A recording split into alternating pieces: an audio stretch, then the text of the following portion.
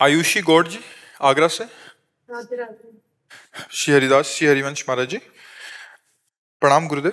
गुरुदेव, किसी भी परिस्थिति में सही फैसला कैसे लें? मुझे बाद में पछतावा होता है कभी कभी किसी फैसले पे। यह परिस्थिति क्या है, उसका सही फैसला तस्मात् शास्त्रम प्रमाणम ते कार्याकार्यो व्यवस्थितो, शास्त्र के प्रमाण के अनुसार होना चाहिए। मन का प्रमाण तो मन तो सही फैसला कह ही देगा, तभी तो लोग लगे हुए हैं, अधर्म में भी लगे हुए हैं। आत्मा की आवाज और मन की आवाज, इसको समझना कठिन है। जैसे आप कोई गलत कार्य करने चलो तो आपको एक सूक्ष्म आवाज आएगी, गलत है, बहुत धीमी, ठीक नहीं है, बस मन तुरंत हावी उस पर हो जाएगा और इतना लाभ मिल जाएगा, इतना सुख मिल जाएगा, ये ऐसा हो जाए। तो जो अंदर की आवाज आती है उसको कोई सुन के भी अनसुनी कर देते हैं। और फिर कभी कभी कहते हैं यार हमारे मन में तो पहले आया था कि ऐसा ना करें, पर पता नहीं क्या हुआ कि हमने ऐसा कर लिया। तो अगर सही बात पूछो तो हृदय में गुरुदेव बैठे हुए हैं, वो आपको एक सेकंड में बता देंगे करना है या नहीं, पर वहाँ आवाज सुने और उनकी बात मान ले तो है।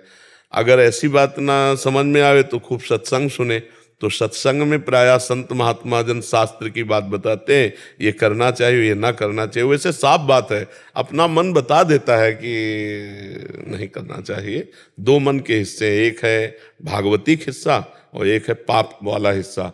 पापी मन तो कहेगा कर लो चोरी या जो भी कार्य, लेकिन जो निर्विकार मन है वो कहेगा गलत है, ये ठीक नहीं है।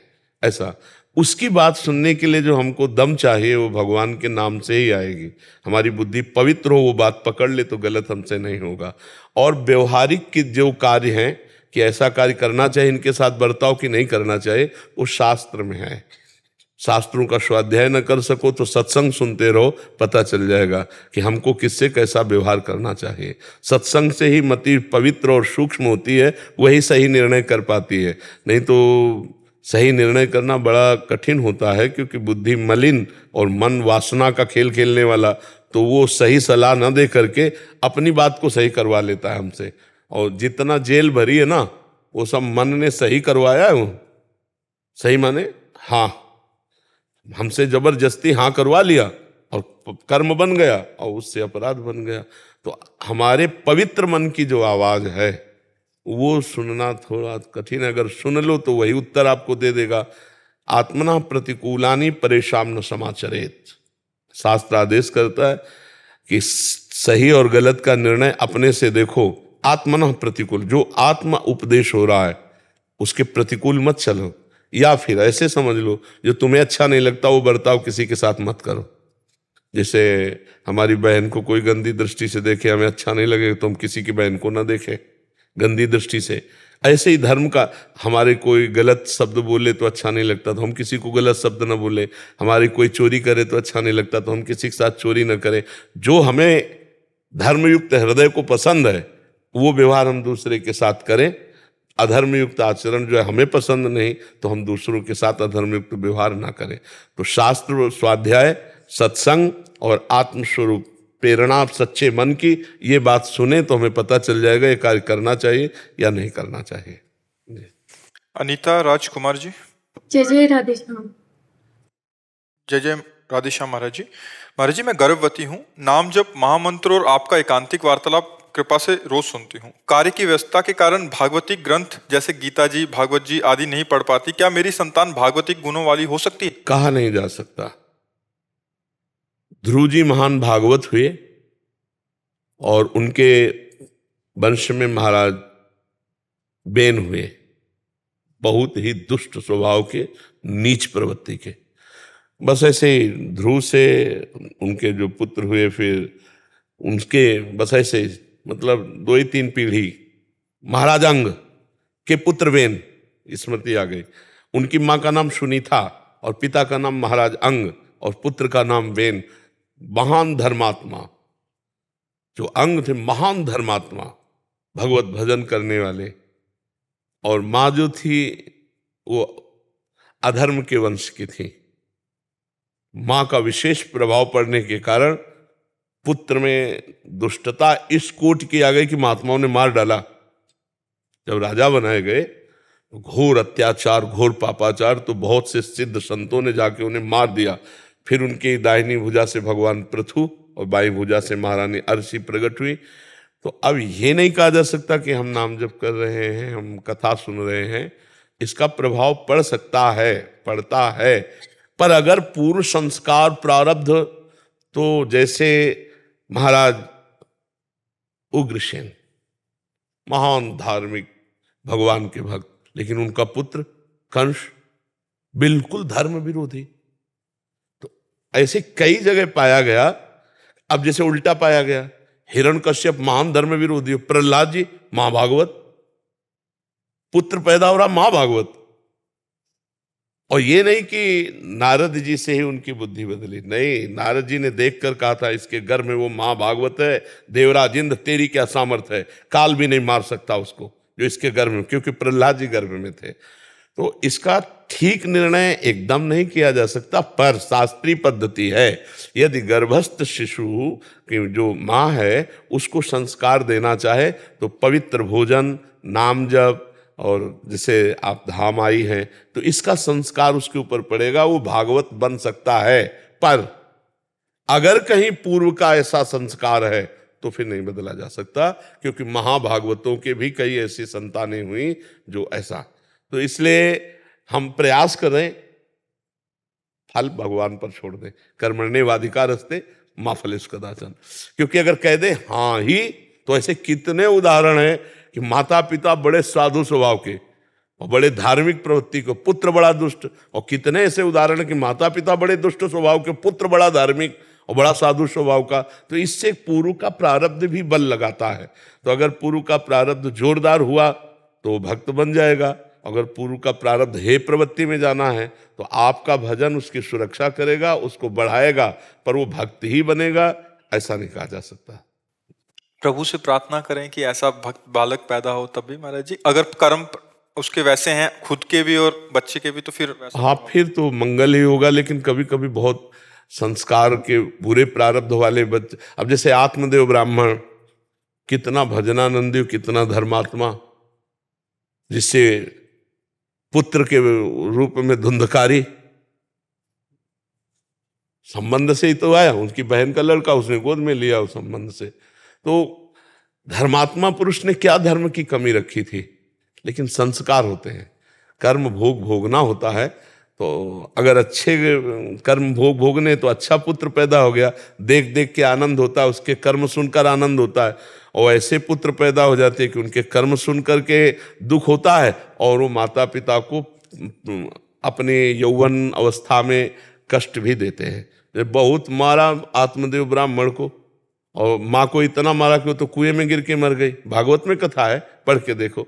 तो ये थोड़ा पर्दा लगा हुआ है, इसको फाइनल में नहीं कहा जा सकता कि हाँ, ऐसा नहीं कहा जा सकता। एक वृद्ध माता जी मिले थे, वो कह रहे थे कि घर वालों ने भगा दिया बेटा बेटी ने, तो अभी कृपा ये हुई कि वृंदावन वास मिल गया। उनके ऐसे तिरस्कृत करने पे शायद ऐसे फंसी रह जाती, तो कोई कोई संयोग बनता है कैसा भी महाराज जी। हाँ, और इसमें भी जैसे अपने प्रारब्ध मान लो इनके हैं भोग के अच्छे, तो सात्विक और ऐसा पुत्र, और अगर इनको भोग भोगना है तो वो फिर क्रूर स्वभाव का प्रकट हो सकता है। ये सब करने पर भी मतलब इस पर फाइनल नहीं किया जा सकता, क्योंकि पूर्व प्रारब्ध उस जीव का क्या है, कौन आया इस गर्भ में, इसका हमें तो पता नहीं ना। ये भगवान जानते कि कौन आया है गर्भ में, और वो किस कोटि का है, किस कैसा प्रारब्ध, ये पर्दे में रहता है, ये तो भगवान ही जानते हैं। महाराज जी, मैं ब्रजवासी हूँ, और एक मेरा बड़ा प्रश्न था आपके साथ में। मैं आपकी रील भी देख रहा हूँ।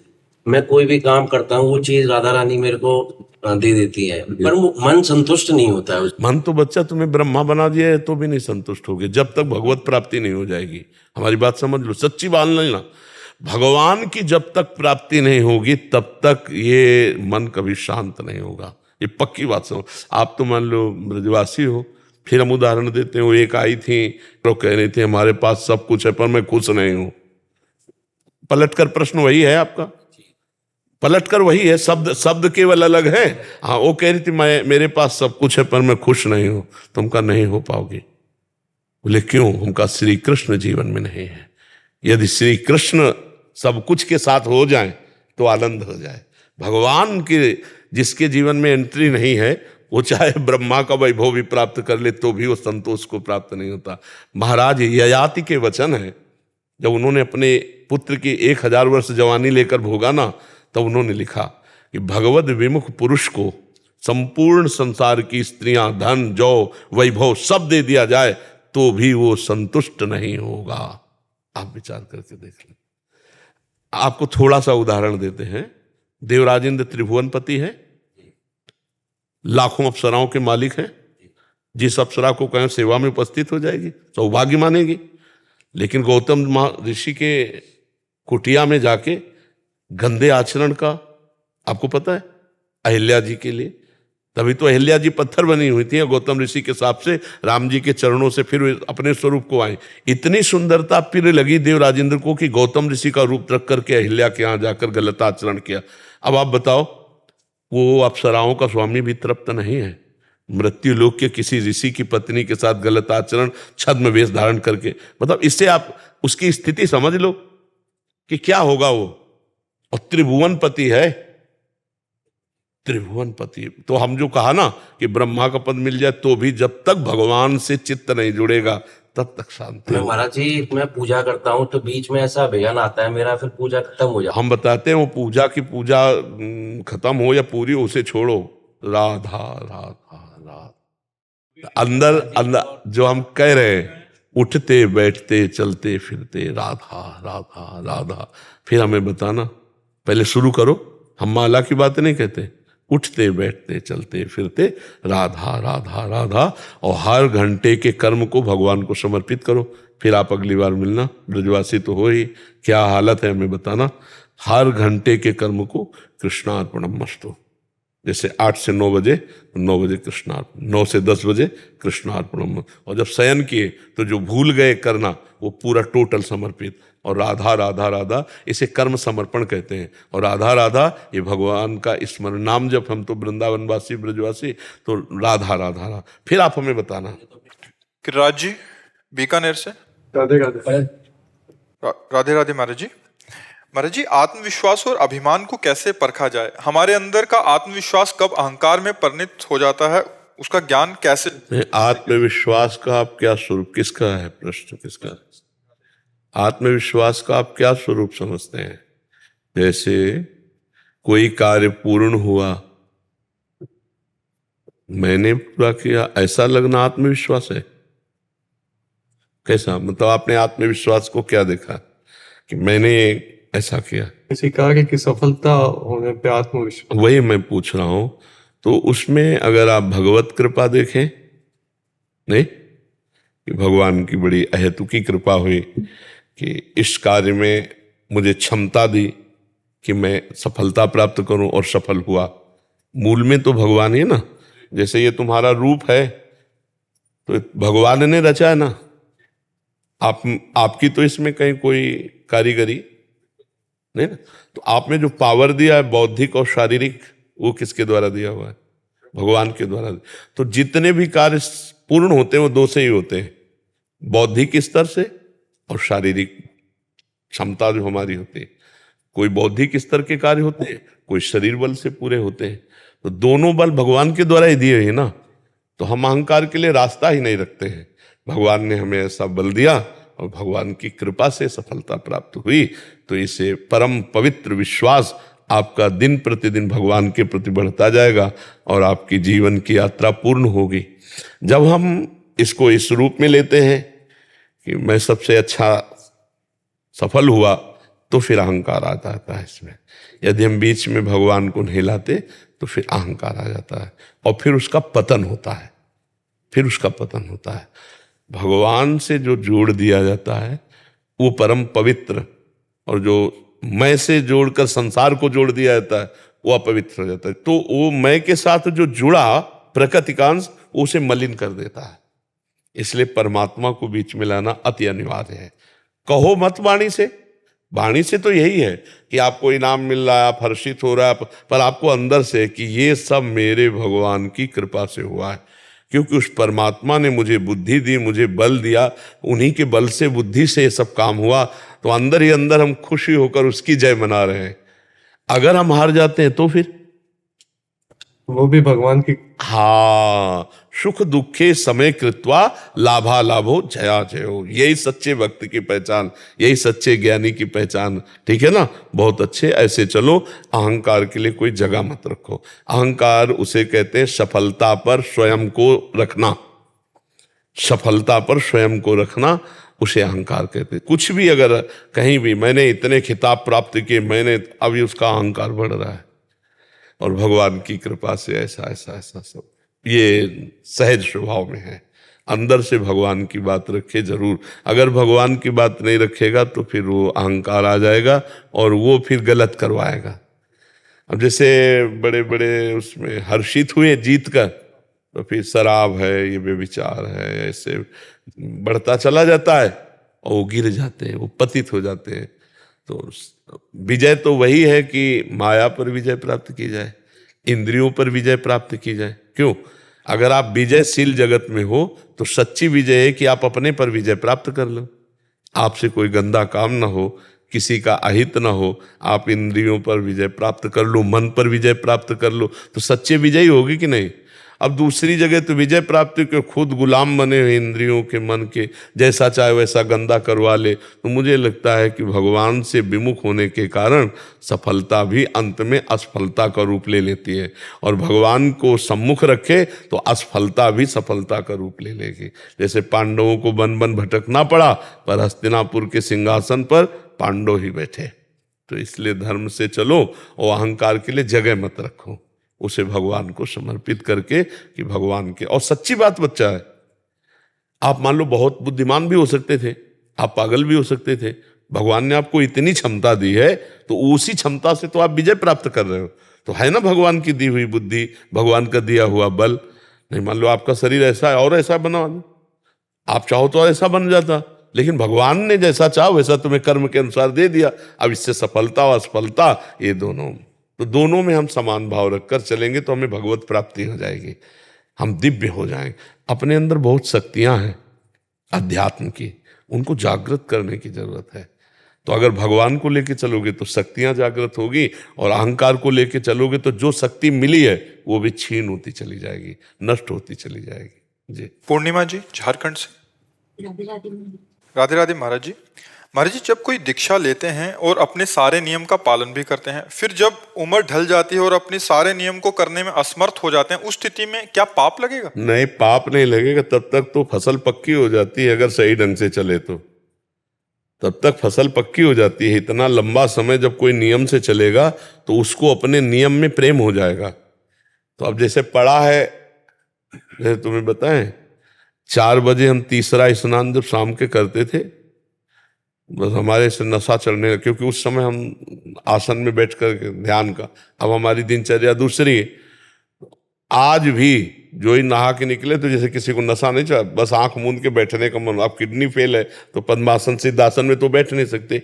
इससे हम कह सकते हैं कि अगर वो 8 से 10 बजे तक माला चलाने का अभ्यास किया है और चारपाई में पड़ा है और नहीं कर पा रहा, तो उसका मन उस समय माला जपने लगेगा, उस समय उसका मन माला जपने लगेगा। आप देखो, जिस समय जो आप कार्य करते हो उस समय मन खिंचता है कि नहीं। और जब हम 20 वर्ष बराबर 30 वर्ष वही करेंगे तो मन का अभ्यास बन जाएगा। तो जब कोई वृद्धावस्था को प्राप्त होता है तो उससे बाहरी भक्ति नहीं होती, पर उसका मन भक्तिमय होता आता है, क्योंकि 20-30 साल से अभ्यास कर रहा है ना, तो उसका भजन का तारतम्य चलता है। भगवान कृपा करते हैं और उसके अंदर भक्ति का जो रंग है, प्रेम, वो नाम जब प्रेम आदि करता रहता है। पाप लगने की तो कोई बात ही नहीं, क्योंकि शरीर अस्वस्थ है, वो शरीर योग्य नहीं रहा, पर उसके मन से भजन चलने लगेगा, क्योंकि उसने 20-30 वर्ष से नियम निर्वाह किया है। समझ में आ गया ना जी। अतुल अग्रवाल जी, रानू अग्रवाल जी। महाराज जी, आपके चरणों में कोटि कोटि प्रणाम। महाराज जी, पिछले 2 वर्षों से आपको यूट्यूब के माध्यम से सुन रहे हैं और श्री जी कृपा से आपके द्वारा बताए हुए मार्ग पर चलने का प्रयास भी कर रहे हैं। महाराज जी, श्री जी की कृपा से एक पुत्र है जो दिव्यांग है। महाराज जी, उसके लिए हम ऐसा क्या करें कि उसका भी मंगल हो? हाँ, अगर वो नाम जप कर सकता है तो नहीं कर सकता। 13 साल का है, पर वो नाम जप सुन सकता है तो सुना। श्रवण और कथन का एक ही फल होता है।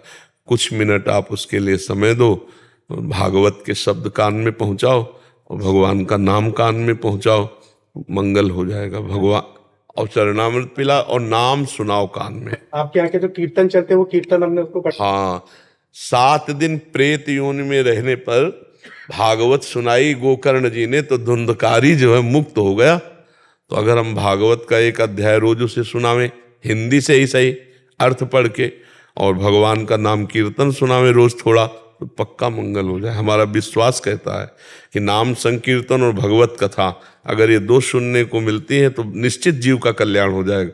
अच्छा, वो अबोध है तो उससे पाप होने वाला है नहीं इस जन्म में, पूर्व से जो कर्म थे उसके अनुसार आ गया। अब आप ऐसे पिता मिले धार्मिक तो धर्म के द्वारा उसका उत्थान ही होगा, अब पतन होने वाला नहीं है। तो उसको नाम सुनाओ और भगवत कथा सुनाओ।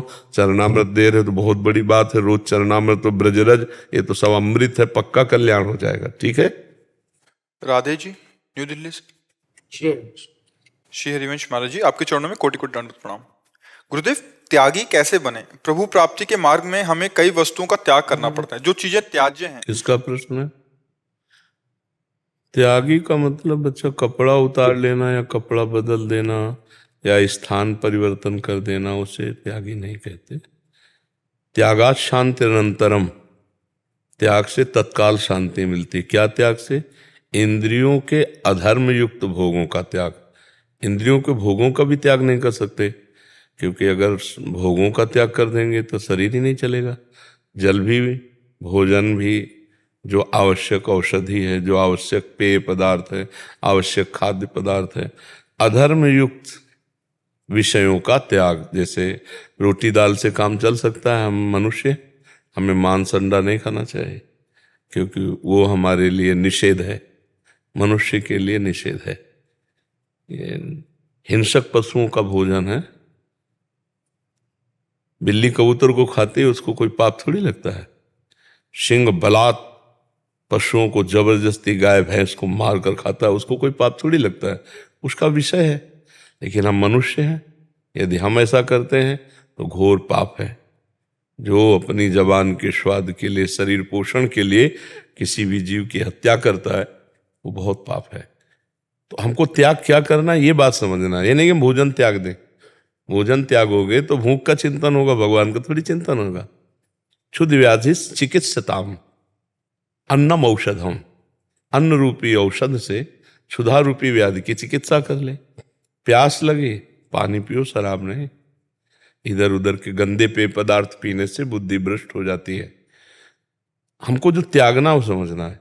गृहस्थ है, हमारा ब्याह हो गया तो हम अपनी पत्नी से अनुराग करेंगे, दूसरी माताओं बहनों की, विश्व के किसी की भी तरफ काम दृष्टि से नहीं देखेंगे, वो पक्का त्यागी माना जाएगा।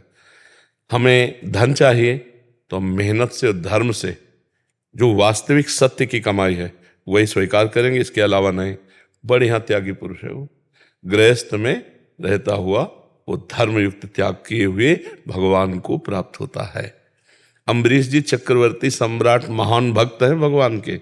कई रानियां हैं, चक्रवर्ती सम्राट तो सब वैभव है, लेकिन सब कुछ भगवान का। नाथ सकल संपदा तुम्हारी, मैं सेवक समेत। बढ़िया त्याग है ये। समझ, हम हमारी बात समझ रहे ना? ये त्याग का स्वरूप है। जो बाहरी, जैसे एक जगह हम गए, उस समय विरक्त भाव से भ्रमण में थे, तो एक परमहंस जी आए तो जमीन पे बैठे, तो हमने कहा तखत पे बैठ जाओ। बोले तुम्हारा, हमसे कहा तुम्हारा आश्रम है? कहा नहीं महाराज जी, हम भी भ्रमण करते हुए यहाँ आए, और दूसरी बात बेटा मैं वहाँ बैठता हूँ जहाँ से उतारा ना जाऊँ। तो बोले मैं जमीन पे बैठा हूँ, यहाँ से उतारा तो जाऊँ। तो हम कहा नहीं महाराज जी, यहाँ के जो महाराज हैं बड़े त्यागी हैं। बहुत जोर से ऐसे जैसे बच्चा हंसता है, तो सशंकित भाव से देखा। तो हम कई दिन वहाँ रुके थे, तो उनका ये सब बना हुआ और त्यागी है। महाराज जी पैसा छूते नहीं। फिर और हंसे, छूते नहीं तो आता कहाँ से? हम कहा कपड़े में बंधवा लेते हैं ऐसे। ये सब नाटकबाजी, त्याग नहीं है, है ना? त्याग का मतलब है कि जितनी हमें आवश्यकता है, अगर हमें औषधि के लिए 100 रुपये की आवश्यकता है, बिना मांगे आ रहे हैं, उनको रख लेंगे। हमको उसका अनुचित व्यवहार नहीं करना। त्याग को समझना थोड़ा नहीं। अब जैसे वाणी का, बोलने का त्याग, अब मौन है। महाराज समझे नहीं? अब पूरा चित्त वृत्ति उसके समझाने के लिए बोल रहे। अरे एक बार बोल दो को उठा के लिया, खत्म क्यों? नहीं, हम अपनी वाक शक्ति को बर्बाद कर रहे हैं, ना कि संचय कर रहे हैं। त्याग को समझने की आवश्यकता है। हम गंदी बात नहीं बोलेंगे, कटु वाक्य नहीं बोलेंगे, किसी का अहितकर नहीं बोलेंगे, मृदु बोलेंगे, सत्य बोलेंगे, मधुर बोलेंगे। अब हो गया, बढ़िया हो गया। राधे श्याम। आवश्यक बात कर ली, ये वाणी का त्याग। ऐसे त्याग को समझना होगा। जो एक बाहरी त्याग प्रदर्शन है, उससे आत्म शांति नहीं होती। ठंडी लग रही है, उचित जो आपके पास अर्थव्यवस्था उससे कपड़े पहन लिए, या जो भगवान ने वस्त्र दिया उससे ढक लिया और भगवान का चिंतन करें। अगर वास्तविक हमारी क्षमता है कि वस्त्र रहित रहकर निरंतर भगवदाकार, बढ़िया है। अगर नहीं तो कितने जीव वस्त्र रहित रहते हैं, उनको क्या भगवत प्राप्ति हो जाती है? कितने जीव अन्न नहीं पाते, केवल फल पाते हैं, क्या उनको भगवत प्राप्ति हो जाती है? कितने जीव जल में रहते हैं, केवल जल में ही पीते हैं, जल में ही रहते हैं, क्या उनको भगवत प्राप्ति हो जाती है? कितने जीव माटी में रहते हैं, केवल मिट्टी खाते हैं, क्या उनको भगवत प्राप्ति हो जाती है? कितने जीव वायु पीकर रहते हैं, उनको क्या भगवत प्राप्ति? भगवत प्राप्ति भगवत चिंतन से होती है, जिससे हमारा चिंतन सुरक्षित रहकर भगवान के चिंतन में लगे, वही त्याग सार्थक है। नहीं तो सो सब धर्म करम जरि जाऊ, जह न राम पद पंकज भाऊ। जोग कुजोग ज्ञान अज्ञानु, जहाँ नहीं राम प्रेम प्रधानु। समझ पा रहे हो बच्चा हमारे? विद्यानंद यादव जी। दादा बोला सही। राधे राधे महाराज जी।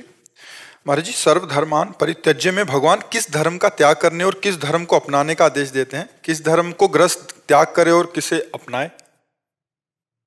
धर्मम भजस्व सततम त्यज लोक धर्मान। कौन से धर्म का त्याग? त्यज लोक धर्मान सेवन सदा साधु पुरुषं जहि काम तृष्णाम अन्यस्य दोष गुण चिंतन मासु त्यक्त्वा सेवा कथा रसमहो नितराम पिबत्वम। धर्म का भजन करो। तो प्रश्न होता है किस धर्म का? जैसे आपने किया तो बोले त्यज लोक धर्मान, लोक धर्मों का त्याग करके भागवत धर्म को स्वीकार करो। बोले क्या होता है भागवत धर्म और क्या होता है लोक धर्म, कैसे उसे त्यागे? तो बोले सेवन सदा साधु पुरुषन, संतों का संग करो, उनके प्रवचन सुनो, उनका सत्संग करो, तुम्हें पता चल जाएगा कि लोक धर्म किसे कहते हैं और भागवत धर्म किसे कहते हैं। तो लोक धर्म का त्याग करके भागवत धर्म का आश्रय लो। सत्संग करने वाला पुरुष अगर दूसरे के दोष दर्शन करता है और काम वासना से माताओं बहनों की तरफ देखता है तो उसका किया हुआ साधु संग निष्फल हो जाएगा। इसीलिए कहा जय काम तृष्णाम, काम और काम भोग की तृष्णा का त्याग, दूसरे के प्रति ईर्ष्या द्वेष का त्याग।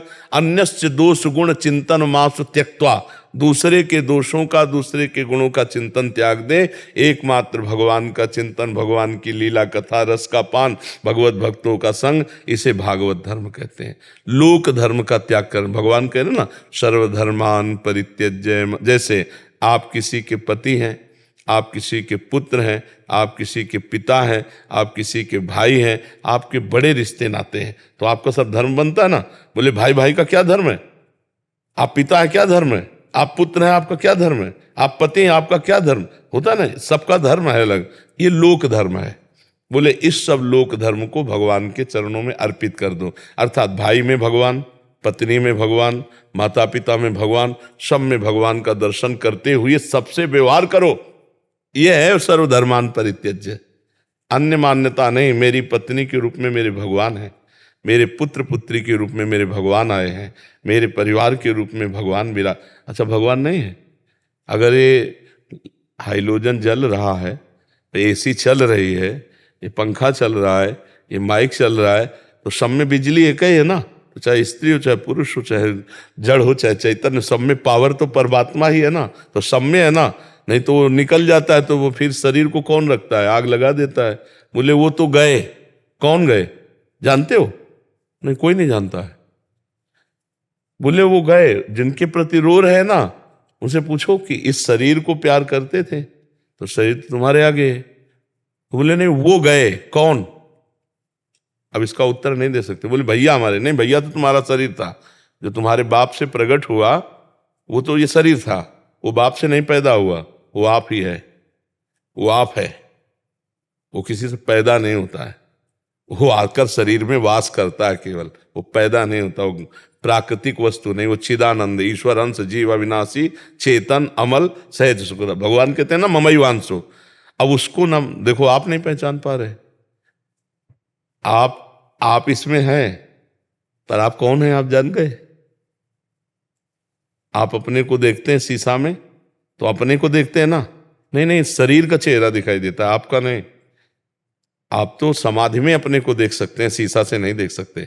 जो शीशा से देखा जाता है वो पार्थिव पंचभौतिक का विकार है, पंचभौतिक तत्व होगा, लेकिन वो कौन मानता है? सब अपने को मान रहे हैं ना, यही इसीलिए अज्ञान की धारा में फिर पुनरपि जननम पुनरपि मरणम पुनरपि जननी जठरे शयनम, बार बार जन्म बार बार मरण, बार बार ये संसार चक्र में उसे फंसना पड़ता है। तो प्रभु आप अपने लौकिक धर्मों को भगवत भाव में समर्पित कर दें तो भगवान कहते हैं मैं तुम्हारे सारे पाप नष्ट करके तुम्हें परम पद प्रदान कर दूंगा। तेषाम अहम समुद्धरता मृत्यु संसार सागरात। समझ पा रहे हैं आप जी?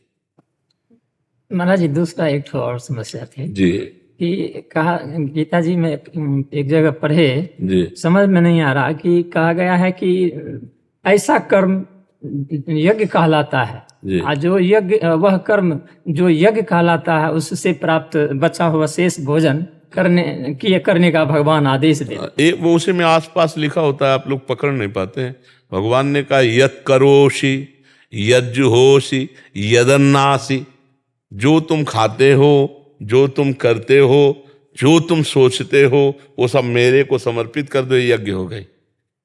यज्ञ का मतलब है धर्म पूर्वक कमाया हुआ जो अन्न है वो जब रसोई में पकाया और भगवान को प्यार से भोग लगाया और बाहर निकल के देखे कोई संत महात्मा अतिथि पशु पक्षी, उसको टुकड़ा डाल दिया और इसके बाद जय करके पाया, वो यज्ञ है। और जो अपने लिए पकाया गया अपने भोग के लिए, भगवान कहते पाप है, पढ़ा है ना गीता में। तो हाँ, यत करोषि यज्जुहोषि यदन्नासि, जो खाते हो जो करते हो वो सब मेरे को समर्पित। ये तो सर्वाणि कर्माणि मयि सन्न्यस्य मत्पराहा अनन्येनैव योगेन माम ध्यायन्त उपासते। भगवान कहते जो सारे कर्म मेरे को समर्पित कर देता है मैं उसका स्वयं उद्धार करता हूँ। सन्न्यस्य माने समर्पित कर देना।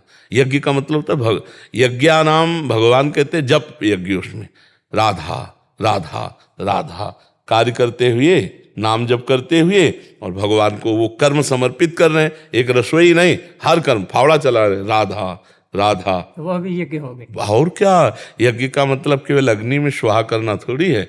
हाँ, यज्ञ एक अंग है वो भी, लेकिन यज्ञ का मतलब है, अब जैसे आप किसान हो, आप नौकरी करते हो, आप व्यापार करते हो, आप राष्ट्र से हजारों लाखों सैनिक जुड़े हुए जैसे, तो उनको क्या है? तुम्हारा गोली चलाना यज्ञ है। यज्ञ अपने कर्तव्य कर्मों को ठीक से निर्वाह करके भगवान को समर्पित कर देना, राष्ट्र के लिए अपने प्राणों की आहुति देना और हर समय सतर्क होकर के राष्ट्र की रक्षा करना और भगवान का स्मरण करना, क्योंकि स्मरण के बिना वो कार्य अधूरा हो जाएगा। मामुनि स्मर युद्ध चाहे, मेरा स्मरण करते भगवान, तो तुम्हारी वो पूजा है। तुम हर समय कभी भी आदेश हो सकता है सरकार का, जैसे राष्ट्र सैनिक है, कहीं भी तैनात हो, कई कई दिन स्नान नहीं है, कैसा भोजन क्या, तो तुम्हारा यही पूजा है। तुम्हारी राष्ट्र के लिए प्राणों की आहुति देने के लिए तैयार रहो और हर समय भगवान का स्मरण करो। ऐसे किसान रात दिन मेहनत करके जो कमाता है, उससे अतिथि सेवा, साधु सेवा, परिवार की सेवा, ये सब यज्ञ है। पर उसे उद्देश्य समझो। हम कई बार बताया है कि कर्म उद्देश्य से महान और लघु होता है। हमारा कर्म महान है लेकिन उद्देश्य लघु है, तो उसका, और हमारा कर्म बहुत छोटा है लेकिन उद्देश्य महान है, वो बहुत बड़ी बात है। तो कर्म महान देखकर तो सब लोग कह सकते हैं महान है, लेकिन उद्देश्य देखना बहुत कठिन है, क्योंकि वो अंदर का विषय होता है। तो इसीलिए सफलताएं जो हमारे हाथ नहीं आ रही, आप धर्म से चलते हो, किसी की बेईमानी, घूस, किसी का किसी भी तरह से दुख नहीं देते, किसी का धन शोषण नहीं करते हो, आप माला चलाओ नहीं चलाओ, और हर कर्म भगवान को समर्पित करते हो, भगवान आपके हैं। समझने की बात है। अगर आप ये वेश धारण करके सत्य धर्म में चल रहे हो तो आप भगवान को प्राप्त होगे। कानून कानून समझना, कानून किसी के हाथ का नहीं है, कोई भी पकड़ है। अगर कानून बना है तो प्रधानमंत्री को भी उस कानून के अंतर्गत ही रहना पड़ेगा। अगर त्रुटि हो गई तो फंसेंगे वो भी। कानून किसी को छूट देता है क्या? हमारा न्यायालय सबसे ऊपर है, नहीं है। अगर आप अपराध करते हैं और कानून में आप फंसते हैं तो आप दंड पाएंगे। ऐसे चाहे कोई भी हो, भगवान भी कानून के अंतर्गत ही अपने को रखा है। अगर व्याध की तरह छुप कर बाली को मारा तो व्याध ही उनके अंतिम समय में कृष्णावतार में चरण में बाण मारता है और भगवान अंतिम लीला इस भाव से स्वीकार करते हैं, कानून के अंतर्गत। तो शास्त्र का जो कानून है उसे कोई मिटा नहीं सकता। जैसे दशरथ जी से शब्द विधि बाण श्रवण कुमार को लगता है और उनके माता पिता त्रास को प्राप्त होते हैं और आर्त भाव से कहते कौन है, तो कहते हैं मैं चक्रवर्ती सम्राट महाराज दशरथ। तो तुम पानी कैसे लाए, मेरा बेटा क्यों नहीं लाया? चूक हो गई, मेरे से गलती हो गई, शब्द वेदी बाण के द्वारा उनके प्राण का हनन हो गया। तो जाओ, जैसे मैं पुत्र वियोग में प्राण त्यागूंगा ऐसे तड़प तड़प कर तुम मरोगे।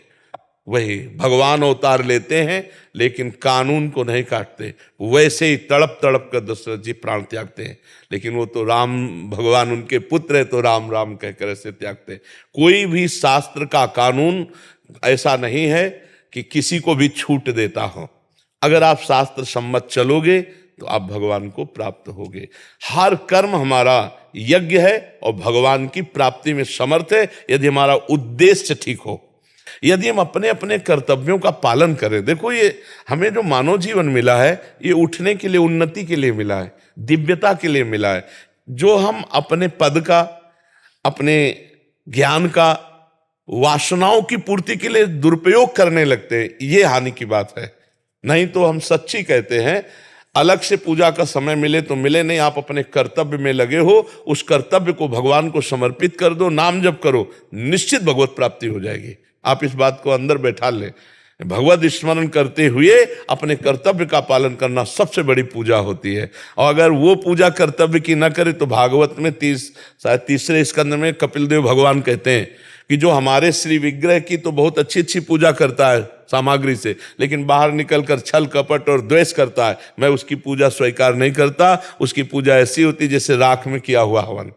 तो आप समझ पा रहे हैं, हर कर्तव्य कर्म पूजा है, हर कर्तव्य कर्म यज्ञ है, यदि उसका उद्देश्य महान हो तो, भगवान के लिए हो तो, जगत के लिए हो तो, तब बात बन। देखो, सब प्राणी अपने लिए कर रहे हैं, चींटी से लेकर जिधर देखो सब अपने लिए, अपना उदर, अपनी वासनाओं की पूर्ति, यही बंधन का कारण है।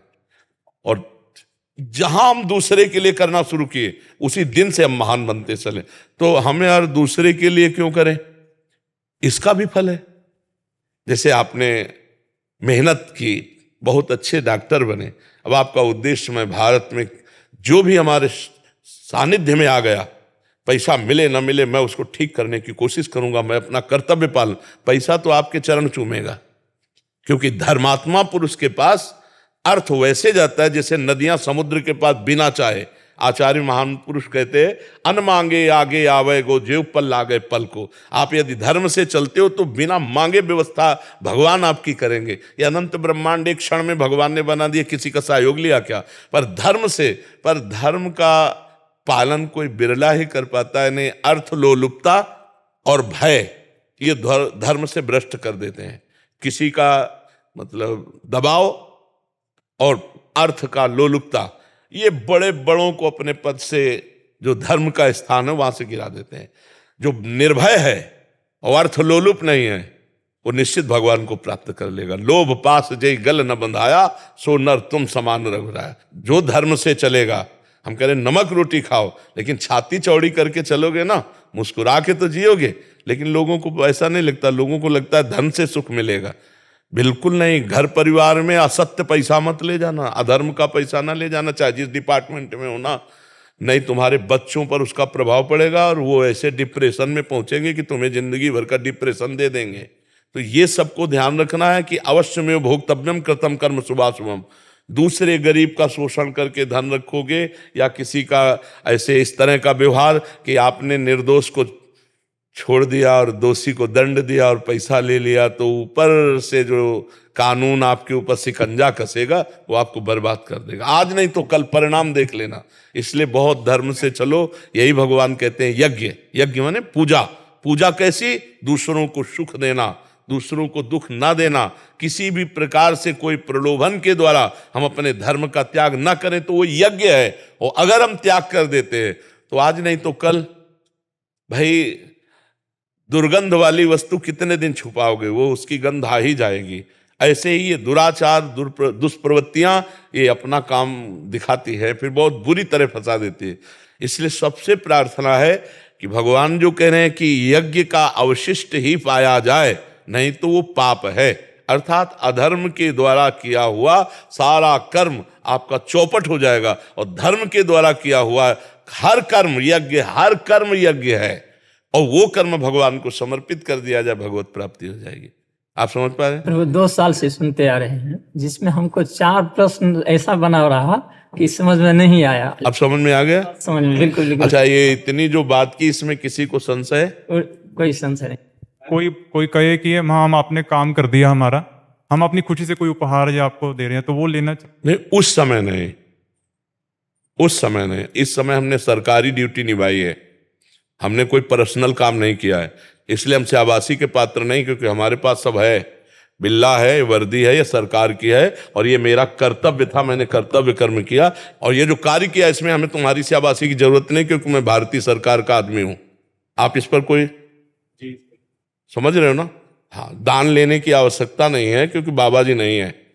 और शाबाशी तुमसे चाहिए नहीं, क्योंकि हमने अपने कर्तव्य का पालन किया है। भगवान ने हमको जो ड्यूटी दी उसका हम निर्वाह करते हैं। अच्छा, आप बताइए, आपने खुशी से उसको दिया, दूसरे ने कैमरे में कैद किया, बचोगे? आप कहोगे कि नहीं साहब, हमने तो ये तो ऐसे खुशी से दे रहे थे। आपकी सफाई नहीं काम आएगी, आप रंगे हाथ पकड़े जाओगे, दोषी ठहराए जाओगे। ऐसा हमें लगता है कि ये बहुत बड़ा धर्म का विषय होगा। महाराज जी, कई अधिकारियों के घर के बाहर लोग तोहफे रख जाते हैं कि हमारा आपने ये काम किया, हम आपको तोहफे में दे रहे हैं। हाँ, तो उनको दूसरों को तोहफा दे देना चाहिए, गौशाला में देना चाहिए। जहाँ हजारों गायें भूखे रहती हैं वहाँ उनका पोषण होता रहेगा।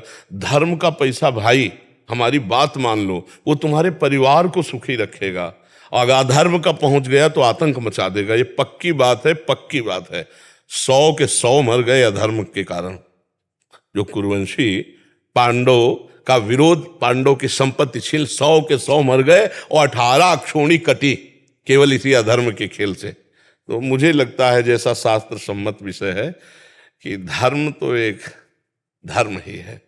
देखो, हम पुरानी तुम्हें बात कह रहे हैं कि गांव के लोग 100 रुपया का गेहूं बेचा था तो 10 रुपया उसमें एक्स्ट्रा आ गया। तो जब घर में गिना गया तो 110 थे। तो पिताश्री ने कहा, ये 100 सहित लेके जाओ, पहले 100 रुपया भी लो और जाओ, और उनको गिनवाओ कि 10 ज्यादा थे और दे के आओ, तो फिर वापस आओ।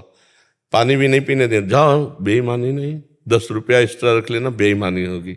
कितने पवित्र लोगों के स्वभाव होते थे। कहीं कोई बाहर भूला भटका शाम के आ गया तो दामाद की तरह घर में रखते, खाओ पियो, दरवाजे में आराम से पढ़ो, उसकी सुरक्षा। आज विश्वास, पवित्रता, ये सब, पति पत्नी में विश्वास नहीं, माता पुत्र में विश्वास नहीं। आप संबंधों की देखो धज्जियां उड़ रही, फिर अतिथि पर विश्वास, अतिथि कैसे विश्वास। तो धर्म का ह्रास होता चला जा रहा है। आप देखो ना, धर्म का पहले था कि अगर आप हमारी शरण में आ गए तुम अपना गला कटवा सकते हैं, आपका बाल माका नहीं होने देंगे, धर्म था ना।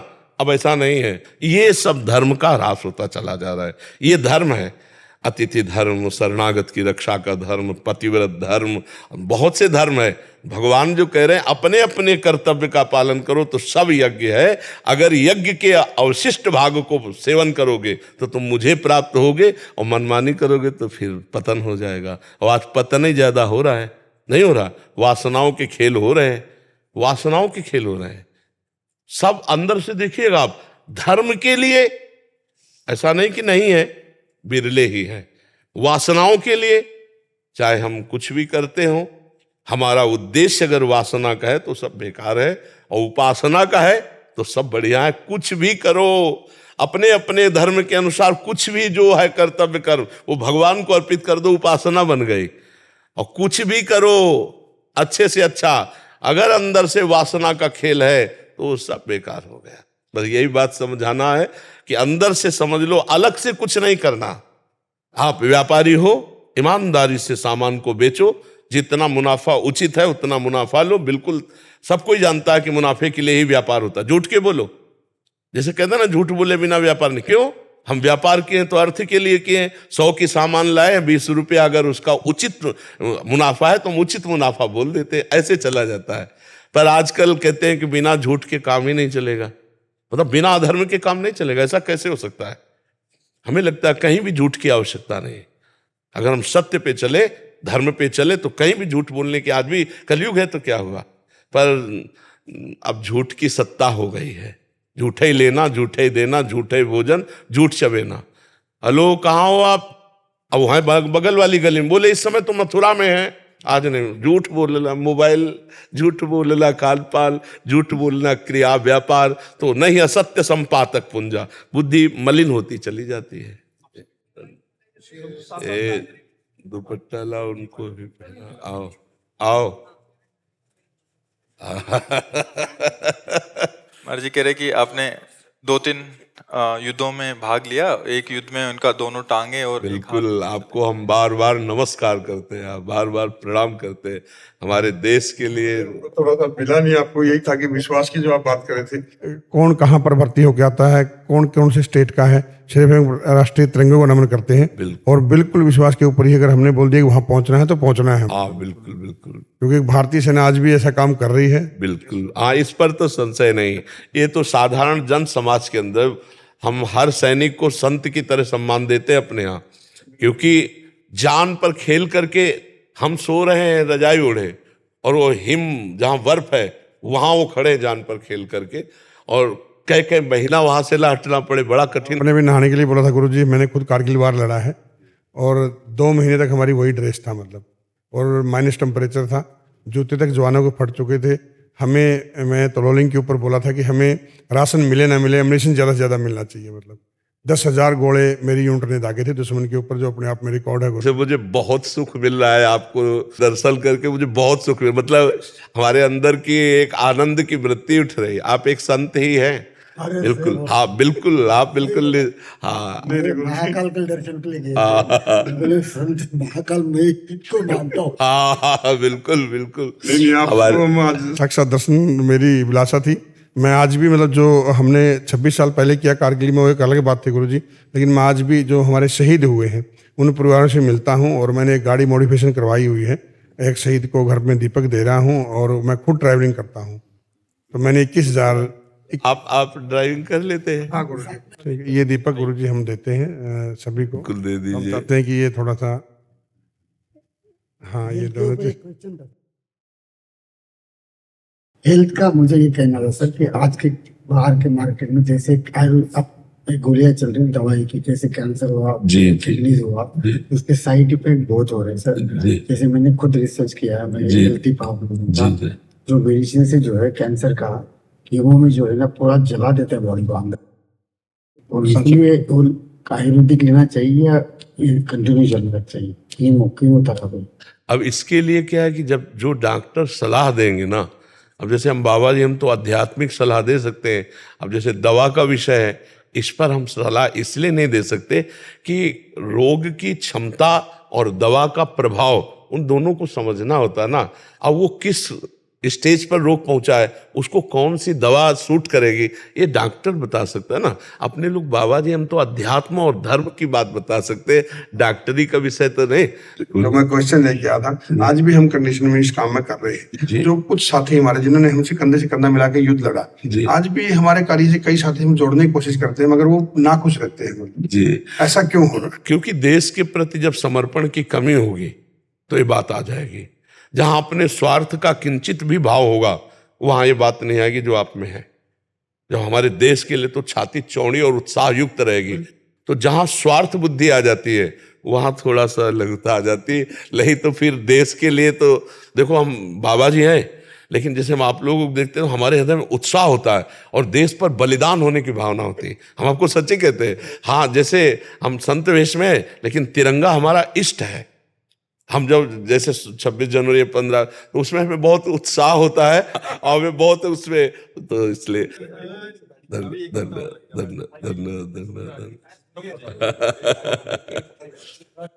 हाँ, ये स्वागत है आपका। ये महाराज जी, आज एक प्रश्न था, इस प्रसंग चल रहा है इसलिए पूछ रहा हूँ, किसी और ने बैच में प्रश्न है। महाराज जी कह रहे हैं कि 12 साल हो गए उनका बच्चा हुआ नहीं, किसी कारणवश गिर जाता है ऐसे करके, तो कह रहे हैं कि बहुत सारे लोग उनको ताने मार रहे हैं कि अपने पति की दूसरी शादी करा दो। कह रहे मेरा मन इतना व्यथित हो गया है कि मैं डिप्रेशन में जा रही हूँ कि बच्चा आएगा तो मतलब दूसरी शादी कर दूं। हाँ, ऐसा भी संसार मान्यता है बहुत संसार तो देखो बहुत विचित्र कोटि का है।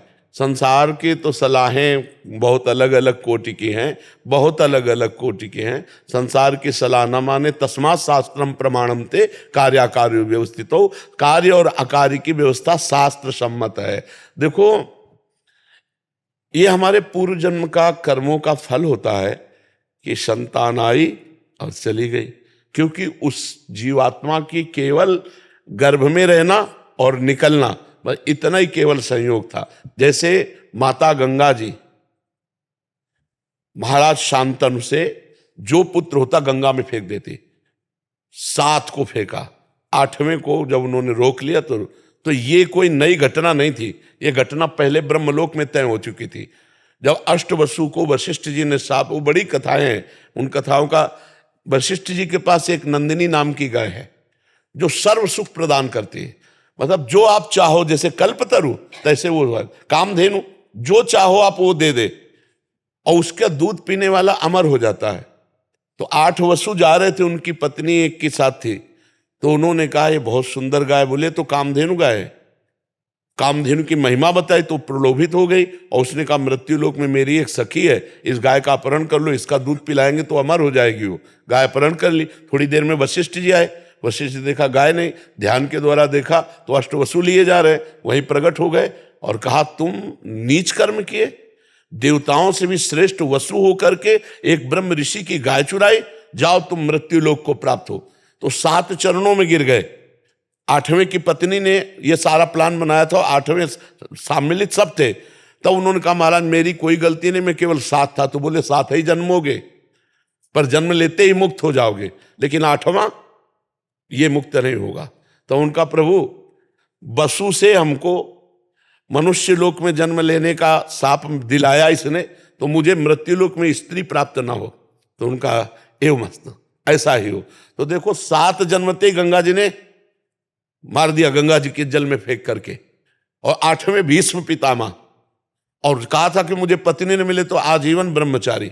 सब विधान भगवान का पहले से होता है, हम लोगों के कर्मों का जाल बिछा हुआ है। इस कर्म जाल को अगर काटना है तो भगवान का स्मरण करते हुए इतना महान हम भजन करें कि हमारे सारे कर्म विध्वंस हो जाएं और भगवत प्राप्त हो जाए।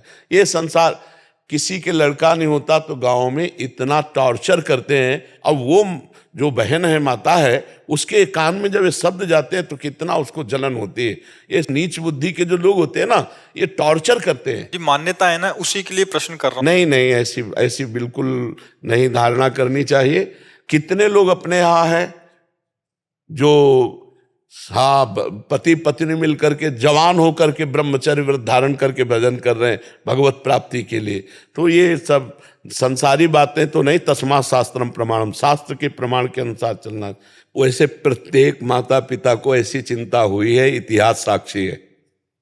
चाहे वो महाराज चक्रवर्ती सम्राट दशरथ जी हो या नंद बाबा यशोदा जी हो, बड़े बड़े महापुरुषों को भी, क्योंकि गृहस्थ धर्म का फल है संतान। अगर वो चाहे लड़की हो चाहे लड़का हो, दोनों को समान भाव से देखना चाहिए। पुत्र में प्रधान भाव नहीं रखना चाहिए, क्योंकि इससे भेद बुद्धि पैदा होती है और ये धर्म विरुद्ध है। तो आज समाज में जैसे भाव बढ़ रहे हैं, पर यदि प्रारब्ध में संतान नहीं है तो निराश होने की जरूरत नहीं है। पति पत्नी दोनों फिर आगे चलकर ब्रह्मचर्य नियम ले और सन्यासी की तरह जीवन व्यतीत करते हुए भजन करे तो परम लाभ भगवान की प्राप्ति हो जाएगी। भगवान को अपना पुत्र मान ले, गोपाल जी को अपना पुत्र मान ले, पर गृहस्थी में प्रायः ये आकांक्षा रहती है। श्रीमद् भागवत का प्रारंभ ही इसी से होता है। आत्मदेव नाम के एक ब्राह्मण थे, बहुत समृद्धशाली थे, उनकी पत्नी का नाम था धुंधुली, लेकिन उनके कोई संतान नहीं थी। बहुत उन्होंने दान पुण्य यज्ञ याग आदि किए, लेकिन संतान नहीं हुई, क्योंकि उनके प्रारब्ध में संतान नहीं थी। तो उन्होंने सोचा कि मैं आत्महत्या कर लेता हूं। इतना संतान में प्रियता बढ़ गई कि वो अपने शरीर को नष्ट करने के लिए जंगल चले गए। जंगल में देखा तो जब कोई धर्मात्मा पुरुष अपना अनिष्ट करना चाहता है तो भगवान किसी न किसी रूप में आ जाते हैं। तो एक सन्यासी के रूप में भगवान पधारे। उन्होंने कहा कि ब्राह्मण तुम क्यों निराश बैठे हो? उन्होंने दंडवत किया और कहा संत भगवान हमें संतान चाहिए। बहुत समझाया कि संतान से सुख नहीं है, संतान एक स्वाभाविक अगर प्रारब्धवशात होती है तो अच्छा, लेकिन मैं तुम्हारे भाग्य में देख रहा हूं 7 जन्म तक संतान का योग नहीं है, इसलिए तुम हठ मत करो। उनका संतान या तो या नहीं तो मृत्यु, हम ठान कर आए। तो उन्होंने अपने तप बल से एक फल प्रकट किया और कहा जाके अपनी पत्नी को खवा देना, बढ़िया संतान हो जाएगी। तो देखो भाग्य में नहीं था ना, तो उनकी पत्नी को जब दिया उन्होंने जाके अपनी तो उस पत्नी ने सोचा कि यार पेट बढ़ जाएगा, कौन ने 9 महीना भोजन भी सही नहीं हो पाएगा और बड़ी समस्या है। तो उनकी बहन आई हुई थी, तो बहन से कहा कि पति ने दिया है कि फल खा लो तो संतान हो जाए। तो उनका गर्भ हमारे है, अभी इसी महीने में गर्भ हुआ है, तो तुम ये फल गाय को खवा दो और जो संतान होगी वो मैं तुम्हें दूंगी। तुम गर्भ का नाटक करो और तुम हमारे पति को कुछ धन दे देना, तो हम ये कह देंगे हमारी संतान मर गई, और ऐसा हो गया। फल गाय को खवा दिया। देखो प्रारब्ध, संतान नहीं होनी ना तो नहीं होनी। अब 9 महीने के बाद वो गर्भ का नाटक करती रही 9 महीने तक, और जब उसके संतान हुई तो रातों रात मंगा लिया और बस आत्मदेव के संतान हुई, बड़ा आनंद मंगल। इधर अभी आनंद मंगल मनाया जा रहा है कि गाय के संतान हुई, कान भर केवल बछड़े के, गऊ के जैसे, और पूरा शरीर मनुष्य का, क्योंकि तब से वो महान ज्ञानी गोकर्ण जी महाराज, और उसका नाम रखा धुंधुली ने अपने नाम से मिलता जुलता धुंधकारी। अब वो जैसी जैसी अवस्था बढ़ी वैसे वैसे वो नीच आचरण करने वाला, छोटे बच्चे खेल रहे हैं उठा के कुएं में डाल देना, फिर चोरी करना, व्यभिचार करना, और इतनी पिटाई की माता पिता दोनों की। तो माता तो पिटने के भय से ऊब करके कुएं में गिर के मर गई। गोकर्ण के हाथ जोड़ा उनके पिताजी ने, कहा बेटा मेरी तो दुर्गति हुई जा रही पुत्र मोह में, इससे तो ये ना होता तो अच्छा था, तो बेटा अब क्या करें? तब उन्होंने कहा कि अब इस समय संसार के राग का त्याग करके एकांत में जाकर भगवान का चिंतन करो। धर्मम भजस्व सततम त्यज लोक धर्मान, सेवन सदा साधु पुरुषन, जय काम तृष्णाम, अन्यस्य दोष गुण चिंतन मास मुक्त्वा, सेवा कथा रसमोह नितराम पिबत्वम। लोक धर्म का त्याग करो, ये लोक धर्म की संतान हो, परम धर्म को स्वीकार करो, श्री भगवान को। बोले परम धर्म को कैसे स्वीकार करें? तो बोले सेवन सदा साधु पुरुषन, संत पुरुषों का संग करो, और काम और तृष्णा का त्याग करके ही सत्संग सफल होता है। और जाकर के किसी की निंदा स्तुति मत करना, भगवान का चिंतन करो, भगवान का। तो वो उधर से ये पापी पाप करते हुए वैश्याओं के द्वारा मारा गया और भूत योनि को प्राप्त हुआ। तब गोकर्ण जी ने श्रीमद् भागवत सुना करके उसका उद्धार कराया। तो जरूरी नहीं है कि संतान अगर हमारे पास नहीं तो हम व्यथित बने रहे, नहीं, हमारा मुख्य लक्ष्य भगवत प्राप्ति।